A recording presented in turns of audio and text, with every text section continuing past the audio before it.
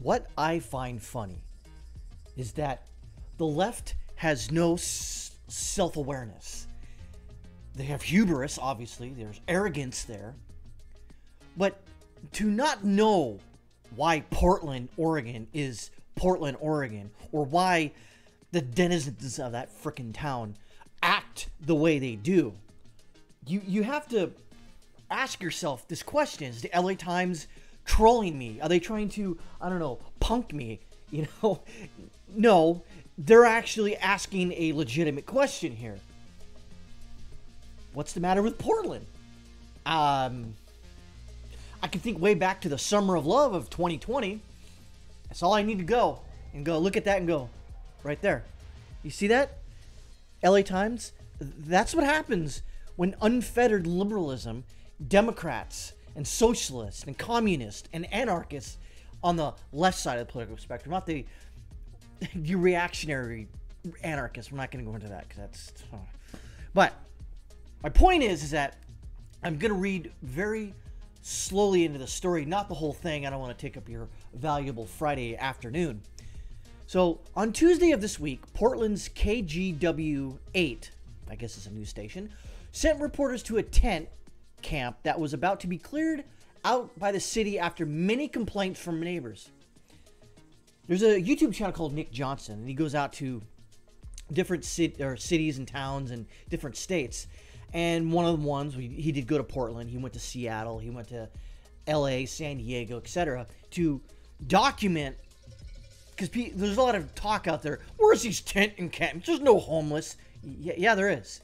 You can see it. They don't do anything about it. Matter of fact, they give money to people to come from other states into California, Portland, Oregon, and Washington for them to be in the state. Why? Don't know. Maybe it's voting. I have no idea. But this gets better.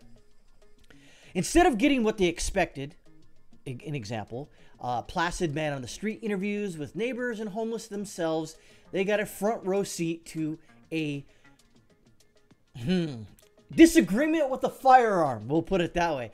KGW reporter Blair Best and photojournalist Ken McCormick saw a fight break out between two men. One was hitting the other with what appeared to be a large axe-like weapon when a gunshot was fired. One of the men fell to the ground and then hobbled off into the woods. Kind of like when a cat drinks antifreeze and he just goes off somewhere to die in a corner. Maybe. I don't know. KGW crew tried calling 911, but no one picked up right away. Oh, remember when you guys defunded the police? Yeah, that might have something to do with it. And they may be a little apprehensive to go around to a homeless encampment to start cracking skulls because of obvious crimes being committed. You can't do that as cops. You don't want them to do that as cops.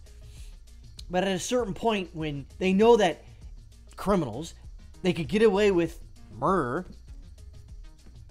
and the cops aren't going to do anything, what do you think's going to happen? One influences the other influences the other as well.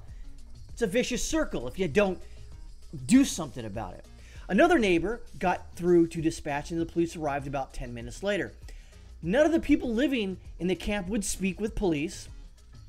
That's good, I guess. About what they saw, and the victim and the suspect ran off before police arrived. I'm not going to go into the story more than that. It's not hot air. You can read it for yourself. But that begs the question. LA Times, are you trying to punk me? Is this like Candid Camera? What's the matter with Portland? I don't know. What's the matter with Los Angeles? You have the same crap in Los Angeles that happens in Portland. Why don't you investigate that? Oh, no, I can't do that. Why? Reasons. No, I know what the reason is. It's because everybody in the mainstream media, print and online, in the news, etc., are leftist douchebags. They love this stuff happening. They love other people attacking people with axe handles, and then someone gets aired out.